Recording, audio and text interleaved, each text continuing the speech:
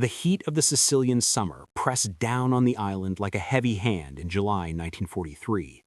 Dust hung in the air, kicked up by trucks, boots, and the endless movement of soldiers preparing for the next assault. The invasion of Sicily had turned every field, every orchard, and every stone farmhouse into a battlefield. Overhead, the sky throbbed with the dictant rumble of engines as Allied transports and fighters crossed the coastline in long, determined streams. Among them flew a formation of C-47 sky trains, each carrying paratroopers who would jump into the chaos below. One of those transports never made it back. Caught by German and Italian anti-aircraft fire on its return route, the Skytrain tried to limp south, its engines coughing, its wing roots smoking. The aircraft descended in a shallow arc over a grove of olive trees. The left engine sputtered a final time before seizing.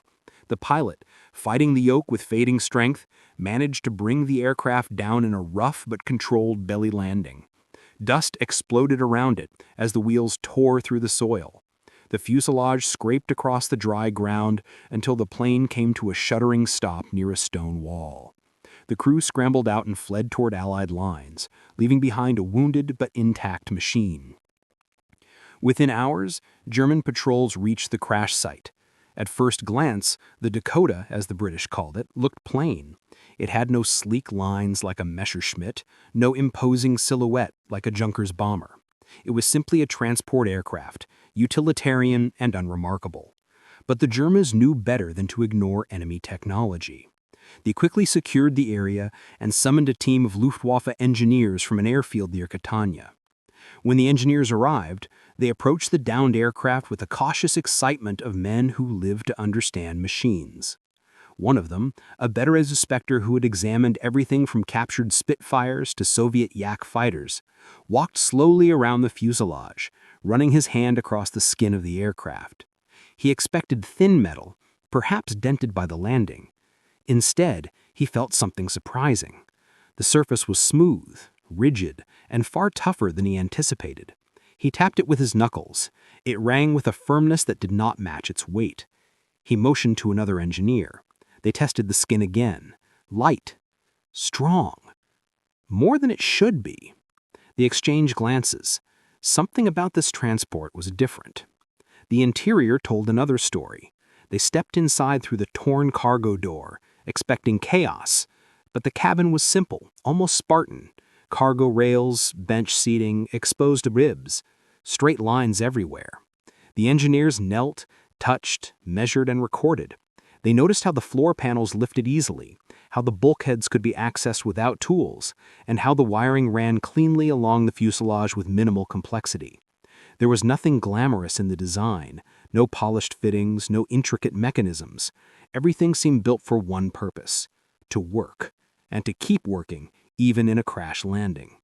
The cables had remained in place, the control pulley spun freely, the fuel lines remained intact.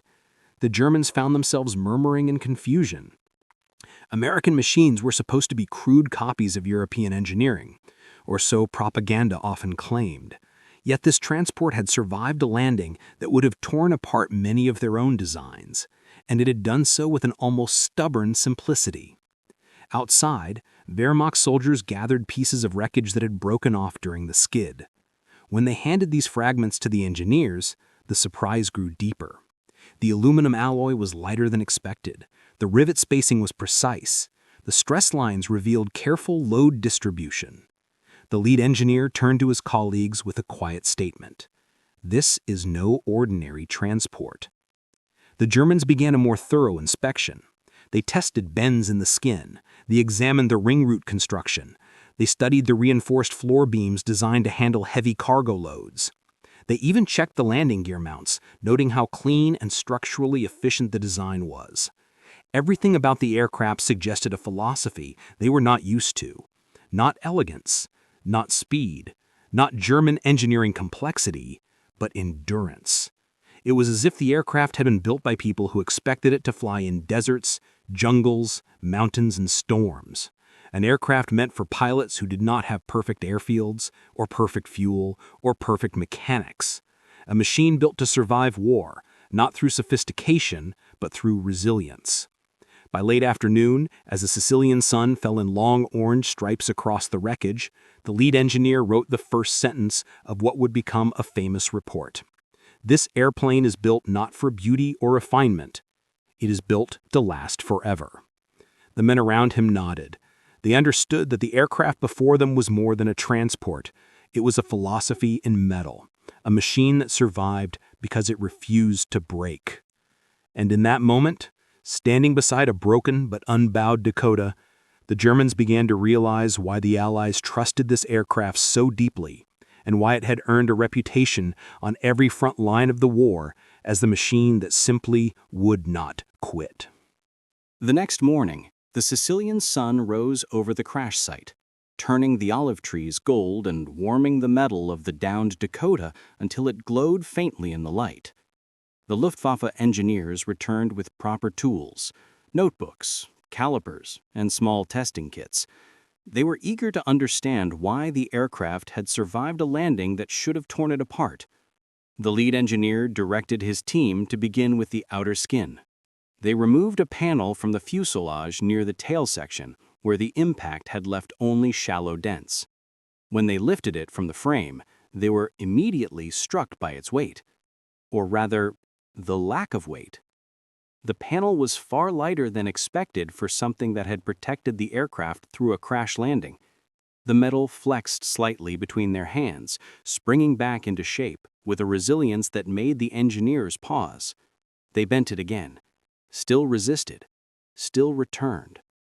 One of them scratched the surface with a small tool and noticed the outer layer was slightly different from the inner core, a protective cladding. A thin, pure aluminum surface bonded to a high-strength alloy beneath, an American version of Alclad.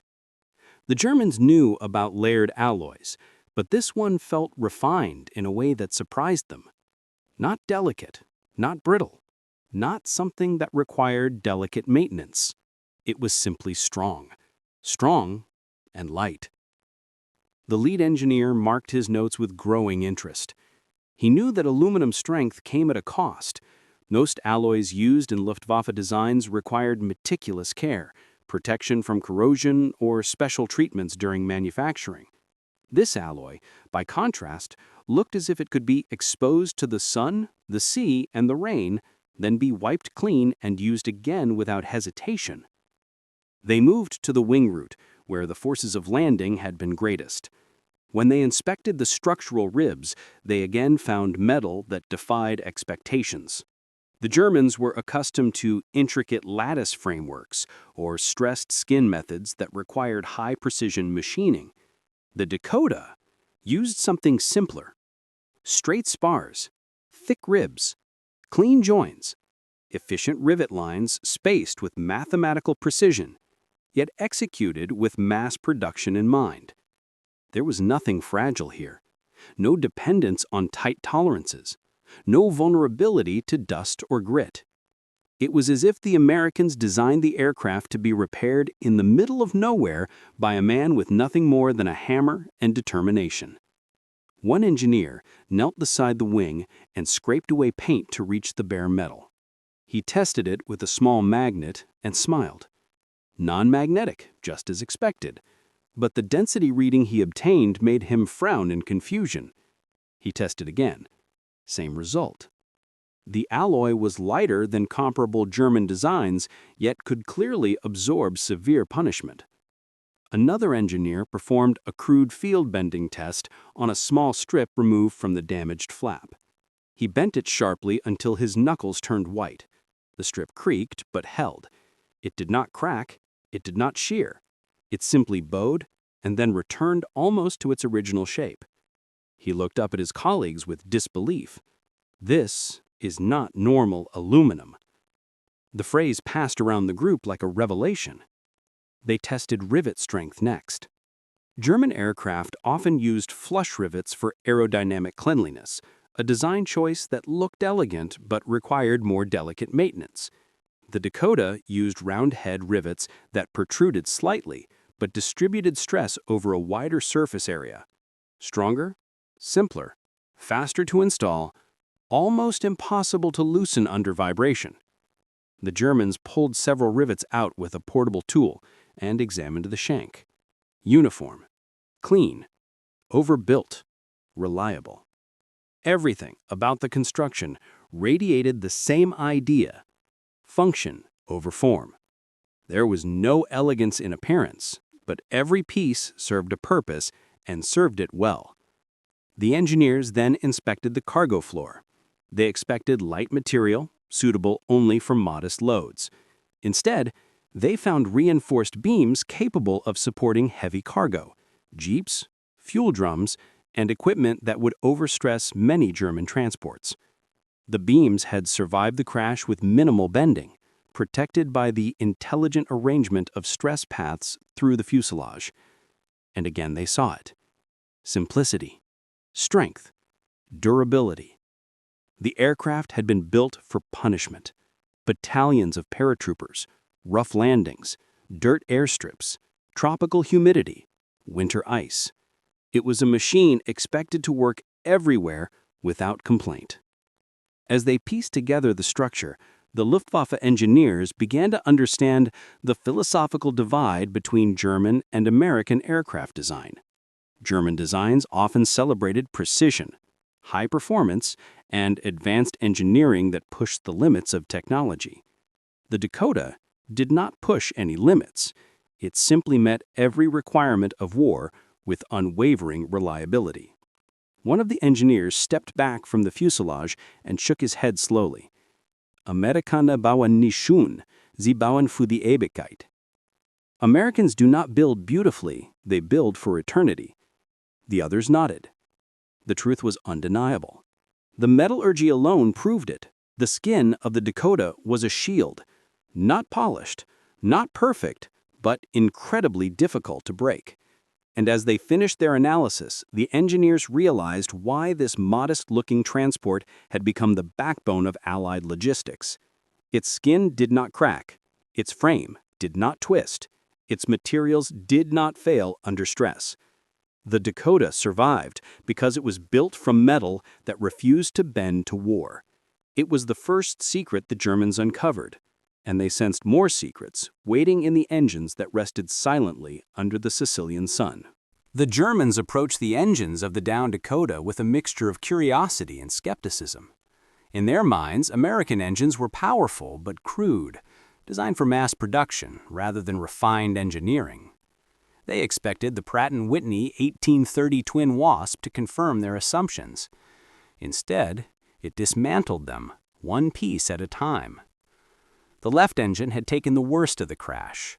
Its cowling was dented, its exhaust ring twisted, and several cylinders bore scorch marks from the flak damage that had crippled the aircraft. Yet when the engineers rotated the propeller by hand, the engine turned smoothly, almost politely, as if asking to be started again. The lead engineer raised an eyebrow. Engines with this level of impact usually locked up or fought against any movement. This one behaved as if it had landed gently instead of belly sliding through an olive grove. They began by removing the remaining cowling panels. The structure beneath was surprisingly clean. The cylinder heads were arranged in a neat radial pattern, with generous spacing that allowed airflow to cool each one evenly. German engines often packed components tightly for aerodynamic efficiency. The American approach was different. They left room for mechanics to work. Bolts, plugs, wires, everything was visible, logical, and within reach. One engineer crouched beside a cylinder and ran his fingers over the cooling fins. Thick, evenly spaced, generous in number. He checked the ignition wires next. Dual ignition, redundant magnetos. A system designed so that if one half failed, the other half would carry on without hesitation. Not exotic, not delicate, but reliable in a way that made sense for a global war fought in deserts, jungles, and frozen islands.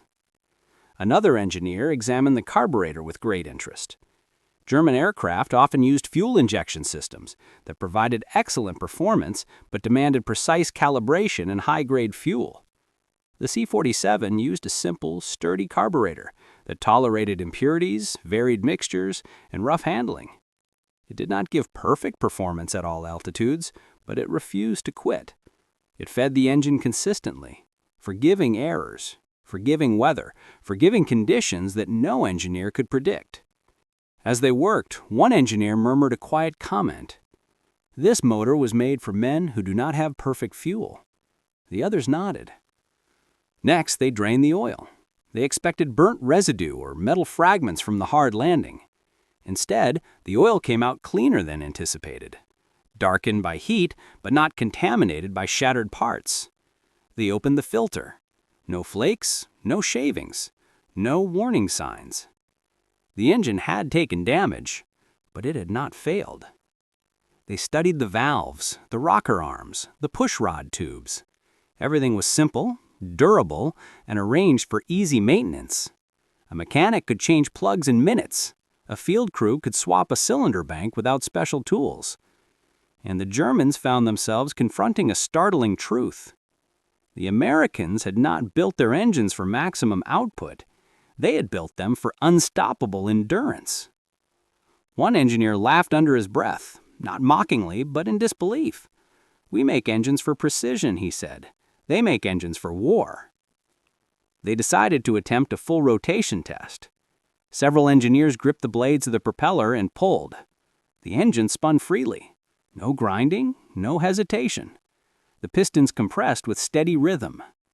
For a moment, the team simply watched, stunned. This engine had survived flak, a crippled flight, a crash landing, and hours in the Sicilian heat. Yet it behaved like a machine fresh from the factory. One of the younger engineers checked the magnetos manually. They sparked, strongly, consistently. He looked back at his colleagues with an astonished grin. "She wants to start." The lead engineer hesitated. It was risky. Fuel lines were damaged, the exhaust ring was bent, oil levels were low, but the moment felt significant.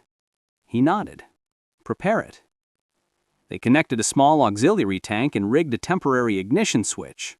The propeller was positioned. The lead engineer signaled the crew. "Contact." They pulled. The engine coughed once, coughed again, then it roared to life. Not weakly, not irregularly, but with a full-throated growl that echoed across the olive grove. The Germans stepped back in shock as the twin Wasp shook away the dust of battle and settled into a steady, confident idle. The propeller blurred into a silver circle. The cylinders thumped in the smooth radio cadence that Allied crews had trusted over every ocean and every battlefield. The men stared, speechless. An engine that should have been silent was alive. An engine that should have been ruined was strong. And when they finally shut it down, the lead engineer wrote a single line in his notebook. "This engine refuses to die." The team compared the twin Wasp to their own designs. German engines often sought efficiency, power, and cutting-edge performance. They demanded expert maintenance. They pushed the limits of metallurgy and aerodynamics. But the American engine pursued something entirely: margin, forgiveness, endurance. It accepted poor fuel, rough handling, and battlefield conditions. It sacrificed perfection in exchange for reliability that bordered on myth. The Germans realized that the C-47 could keep flying even when wounded because its beating heart never stopped. The Twin Wasp was not the most advanced engine in the war.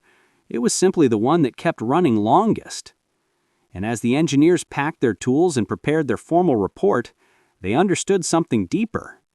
The engine mirrored the aircraft. Both were built not to impress, but to endure. Not to push boundaries, but to survive them. Not to dazzle with innovation, but to deliver with consistency. In a war where complexity was failing faster than armies could repair it, the Americans had chosen a different path.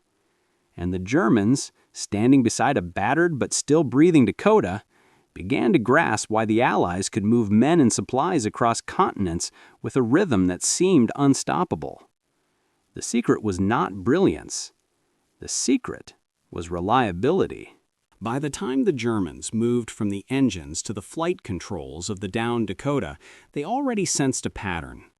Everything they had examined so far pointed toward a philosophy that was almost alien to them. Not refinement, but resilience. Not elegance, but clarity. Now, as they opened inspection panels along the wings and fuselage, that philosophy revealed itself with simplicity so stark, it left them standing in silence. The first thing they noticed was the control cables. No complicated hydraulic servos, no delicate gearboxes, no electric boosters hidden behind access doors, just thick, braided steel cables running through pulleys the size of a man's palm. Each pulley was held in place with rugged brackets, overbuilt and reinforced, as if the designers assumed the aircraft would be abused on rough fields or battered by freezing winds. One engineer tugged on a cable. It moved with a smoothness that surprised him. Another traced the cable run along the fuselage and nodded with appreciation. Straight, clean, minimal deviation. A design that reduced friction, reduced wear, reduced failure points. He whispered almost to himself, "You could repair this in the dark." They tested a pulley. It spun freely. When they removed it, they found a large bearing housing that required little more than grease and a basic wrench.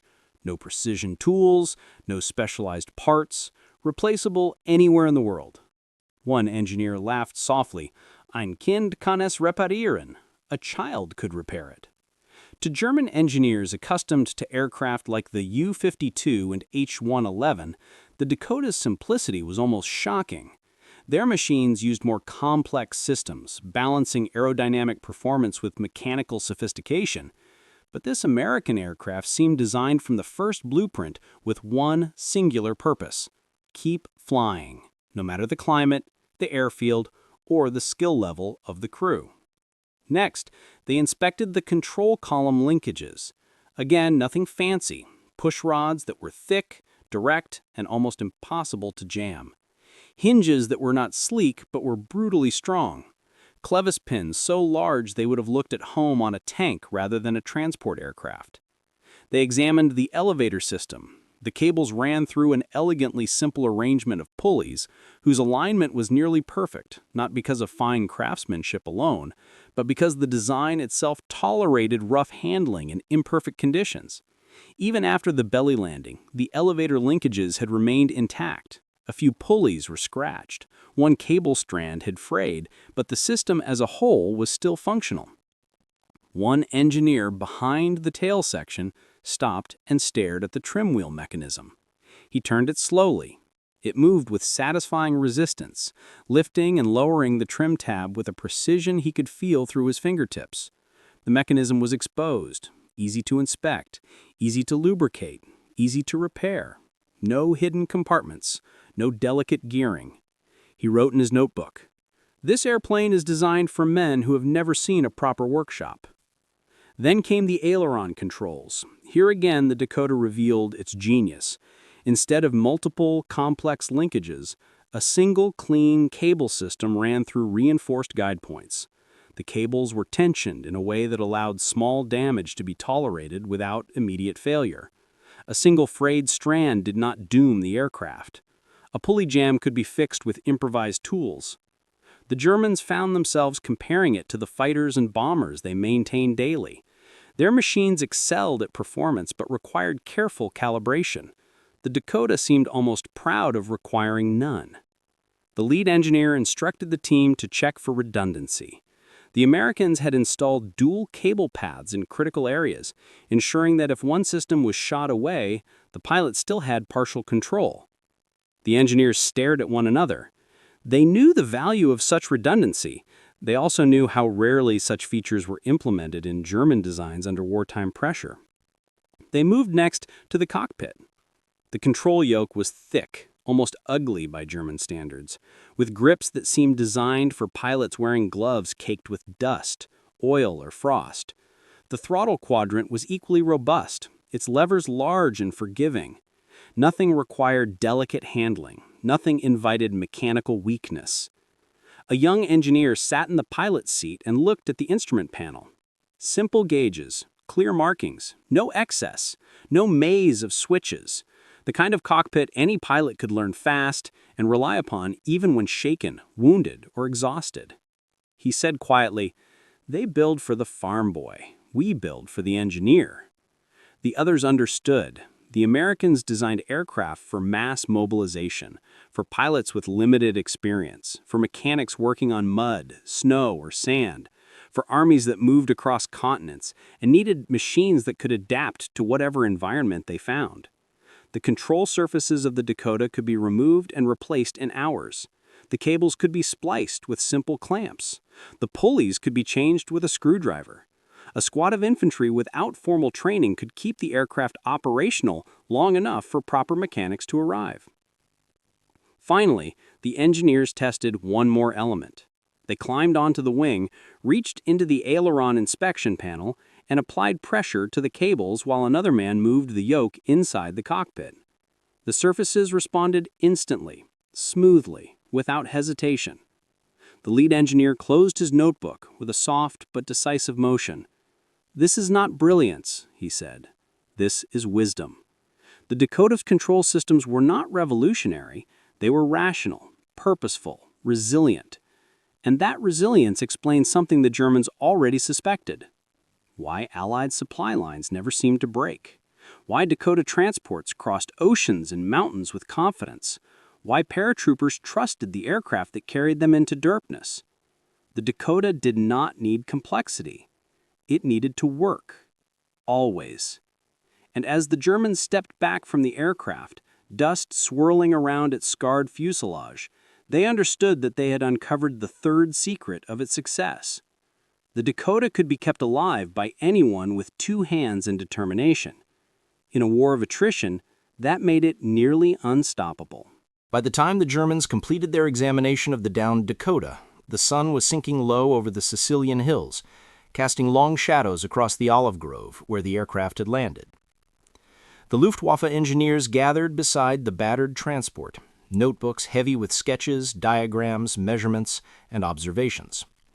They had opened every panel, tested every component, and reviewed every part of the machine from its nose to its tail. What began as a simple inspection had become a revelation. They now understood that the Dakota was not an accident of mass production or a lucky design. It was deliberate. Every inch of it, every screw, cable, alloy, and hinge had been crafted with one goal above all else: to keep flying.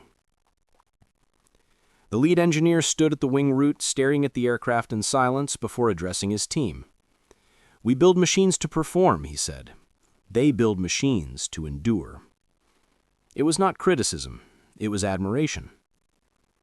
They began writing their formal report, a document that would circulate through intelligence channels and technical offices within the Luftwaffe. The opening line alone said everything.